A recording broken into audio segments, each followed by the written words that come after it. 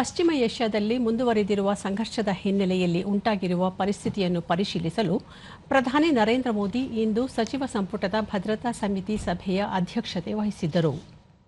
ಸಭೆಯಲ್ಲಿ ವಿವಿಧ ಸಚಿವಾಲಯ ಮತ್ತು ಇಲಾಖೆಗಳು ಕೈಗೊಂಡಿರುವ ಕ್ರಮಗಳ ಕುರಿತು ಪರಿಶೀಲನೆ ನಡೆಸಿದ ಪ್ರಧಾನಿ, ನಾಗರಿಕರ ಹಿತಾಸಕ್ತಿಯನ್ನು ರಕ್ಷಿಸುವ ಕ್ರಮಗಳನ್ನು ತ್ವರಿತವಾಗಿ ಜಾರಿಗೊಳಿಸಲು ಬೆಳವಣಿಗೆಗಳ ಮೇಲೆ ನಿರಂತರ ನಿಗಾ ವಹಿಸುವ ಏಕೀಕೃತ ಮತ್ತು ಸಮನ್ವಯಿತ ವ್ಯವಸ್ಥೆ ರೂಪಿಸುವಂತೆ ಸೂಚಿಸಿದರು. ಭಾರತೀಯ ನಾವಿಕರು ಹಾಗೂ ಅವರ ಕುಟುಂಬಗಳಿಗೆ ಅಗತ್ಯ ಮಾಹಿತಿಯನ್ನು ಸಕಾಲದಲ್ಲಿ ಒದಗಿಸುವುದು, ತುರ್ತು ನೆರವು ಮತ್ತು ಸಮಾಲೋಚನೆ ನೀಡಲು ಪ್ರತ್ಯೇಕ ವ್ಯವಸ್ಥೆ ರೂಪಿಸುವಂತೆ ಪ್ರಧಾನಿ ನಿರ್ದೇಶನ ನೀಡಿದರು.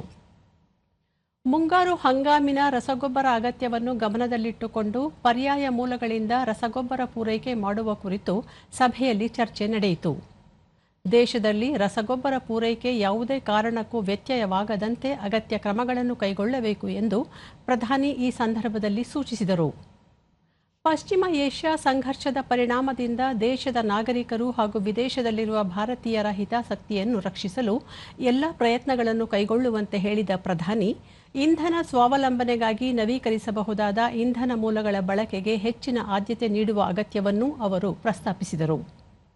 ಈ ಸಭೆಯು ಪಶ್ಚಿಮ ಏಷ್ಯಾ ಸಂಘರ್ಷಕ್ಕೆ ಸಂಬಂಧಿಸಿದಂತೆ ನಡೆದ 4ನೇ ವಿಶೇಷ ಸಚಿವ ಸಂಪುಟ ಭದ್ರತಾ ಸಮಿತಿಯ ಸಭೆಯಾಗಿದೆ.